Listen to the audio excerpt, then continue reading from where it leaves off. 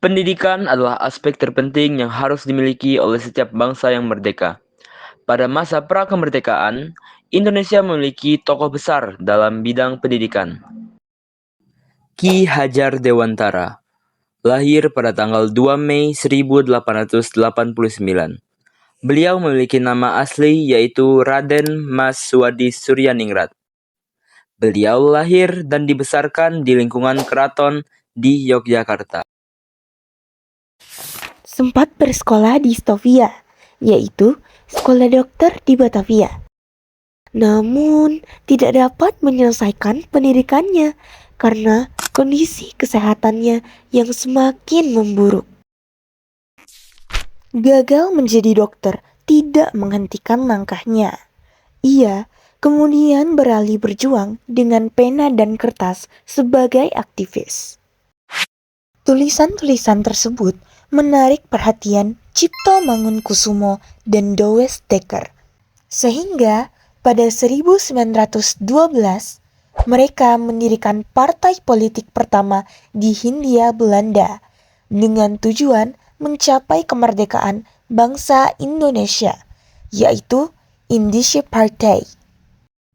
Puncaknya, pada 1913, Suwardi menulis majalah dengan judul Als ik een Nederlander was, andai aku seorang Belanda, yang berisikan sindiran dan kritik keras terhadap pemerintahan kolonial.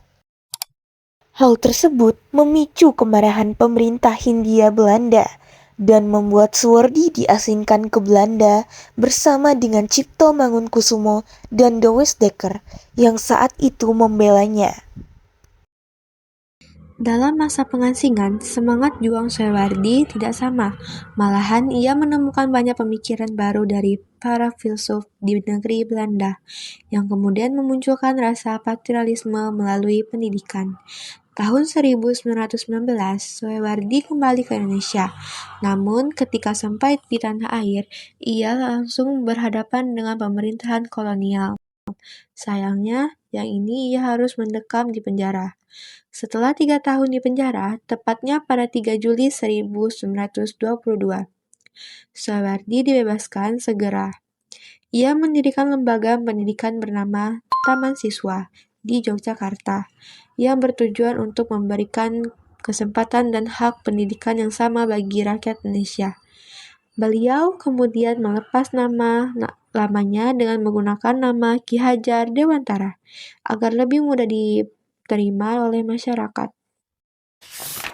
Setelah Indonesia merdeka pada tahun 1945, Ki Hajar Dewantara diangkat sebagai Menteri Pendidikan, Pengajaran, dan Kebudayaan pertama di Indonesia.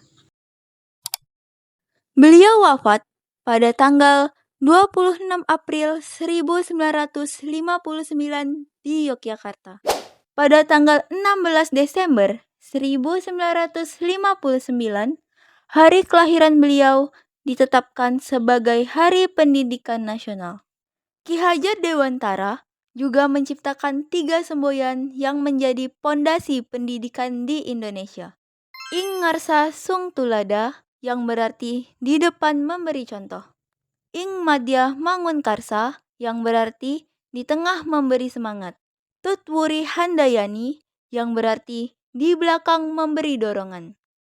Salah satu semboyan beliau, yaitu Tut Wuri Handayani, menjadi bagian dari logo Kementerian Pendidikan dan Kebudayaan Indonesia.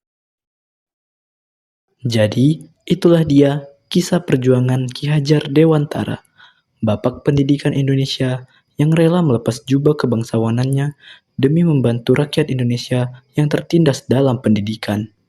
Kita patut bersyukur karena dampak dan pengaruh yang beliau tinggalkan menjadi pondasi dalam membangun pendidikan Indonesia yang bisa kita rasakan hingga saat ini.